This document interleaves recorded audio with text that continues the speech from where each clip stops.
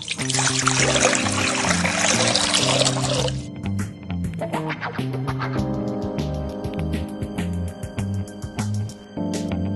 my name is Sandy Carter. I'm IBM's Vice President for Social Business, and welcome to our Social Business Coffee Break.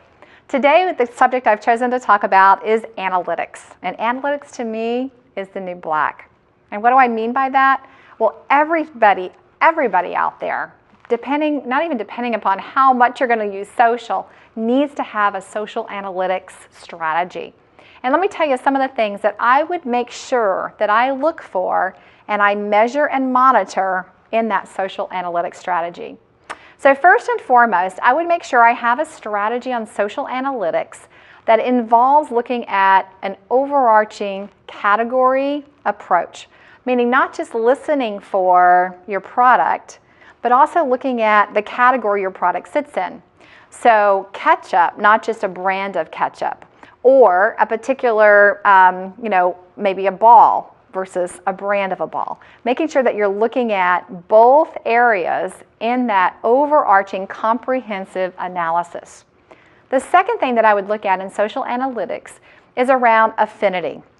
Now, affinity is if someone is going to buy one product, do they have an affinity to buy another product? So if they always purchase the basketball, do they next purchase the baseball? Are those two product purchases always linked? Affinity also in social analytics could provide a grouping of people who talk about your product.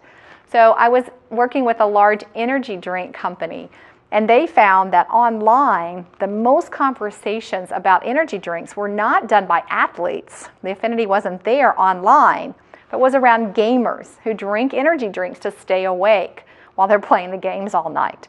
So what is the affinity that your brand has with what group of people online? The third thing you want to look at in social analytics is around sentiment. Are people talking about you in a positive way or a negative way? For instance, for IBM, we recently had a competitor who made an announcement. Lots of buzz all over the blogosphere. However, 80% of it was negative. So that told us we didn't need to respond. Even though they had the volume of material, the sentiment was negative online. That can help you tweak your announcement, make changes, or figure out if you want to respond to a competitor. And then last but not least, I would look for a way that your social analytics gives you that real pot of gold, which is evolving topics or predictive capability. So based on what's being said out there, what's the next big trend?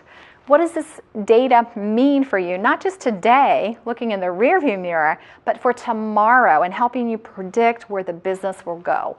Great example of this is Seton Hall University, who leveraged some of that predictive capability in a Facebook group, enabling them to have this class of 2014 Facebook group with evolving topics, understanding what these kids wanted to hear about both today and in the future, to really bring home the largest matriculating class at Seton Hall University, a 23% year-over-year increase.